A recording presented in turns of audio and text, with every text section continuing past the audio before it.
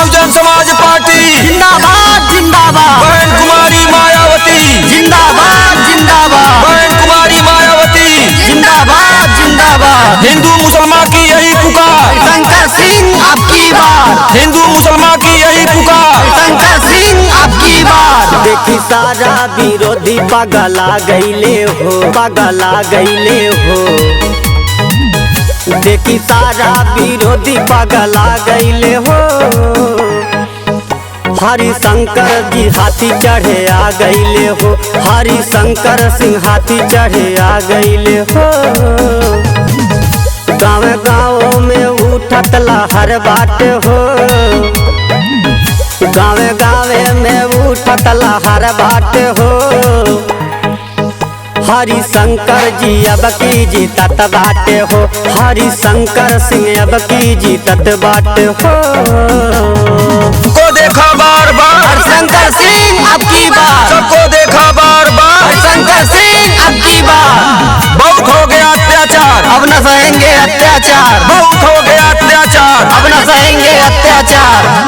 हिंदू मुसलमान के होई ना बात हो, गाँव गाँव गली गली होई विकास हो, गाँव गाँव गली गली होई विकास हो।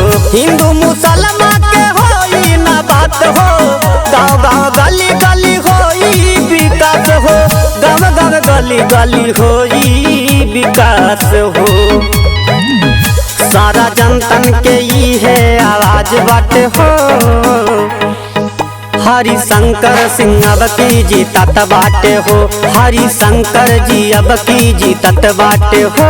बहुजन समाज पार्टी जिंदाबाद जिंदाबाद जिंदाबाद। बहन कुमारी मायावती जिंदाबाद जिंदाबाद जिंदाबाद। हरिशंकर सिंह जिंदाबाद जिंदाबाद जिंदाबाद। हरिशंकर सिंह जिंदाबाद जिंदाबाद। हरिशंकर करेले फरियाद हो, एक बेर हमारो के दे दया आशीर्वाद हो, एक बेर हमारो के दे दया आशीर्वाद हो।